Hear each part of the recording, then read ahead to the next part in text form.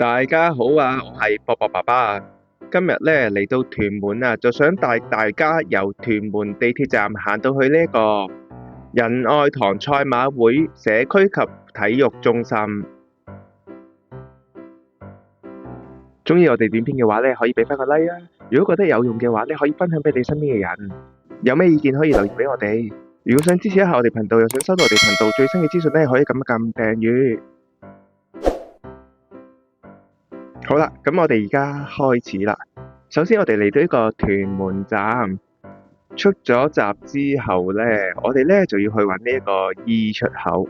咁呢個 E 出口呢，就係去呢個 V City 嘅。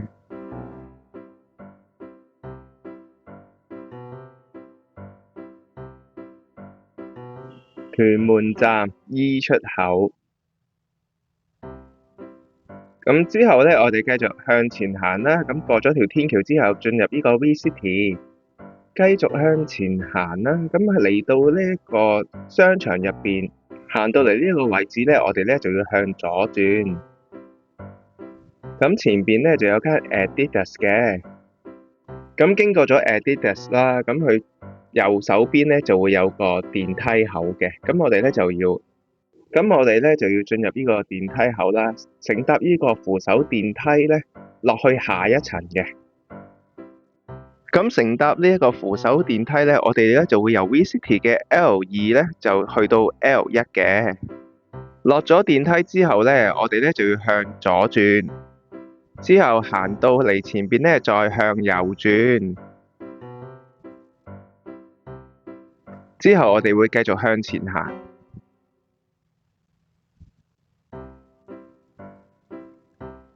一直向前行啦，嚟到 Starbucks 呢個位置呢，我哋呢就會離開呢個 V City 嘅商場呢，喺呢個 L1嘅出口呢，向新墟街市嘅方向呢出發呢，咁啊上天橋啦。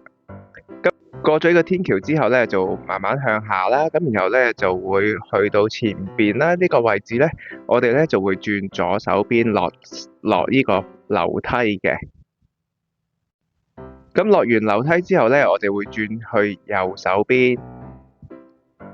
咁喺右手邊呢，就會係呢一個仁愛廣場。之後我哋呢就會進入仁愛廣場啦。咁繼續向住呢個方向向前行啦。咁呢就會到達呢個中心嘅電梯口㗎啦。咁我哋呢嚟到電梯口前邊呢，我哋上埋呢10幾級樓梯，上到嚟呢就係呢個電梯大堂嚟㗎啦。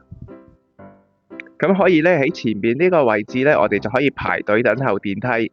咁撳3字樓呢，就可以去到呢個體育館。唔等電梯嘅話呢，我哋亦都可以轉去後邊呢，行樓梯上去嘅，因為只係3樓啫。行一層呢，就已經係2樓嚟㗎啦。再行多一層呢，咁我哋呢就好快呢，就會去到3樓㗎啦。咁我哋拉開埋前面呢一道門啦，再過埋前面呢個門呢，咁呢轉左手邊呢，就係主場。咁如果我哋搭 lift 上嚟嘅話呢，就係轉右手面。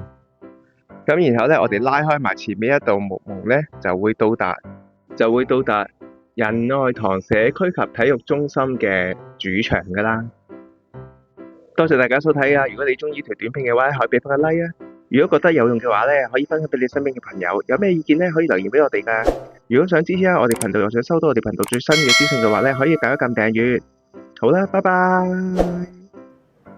如果你哋大家中意呢條片嘅話，可以俾翻個 like。如果咧你哋有咩意見咧，可以留言俾我哋㗎。仲要撳埋呢個小鈴鐺啊！咁仲要最緊要就係訂閱我哋嘅頻道。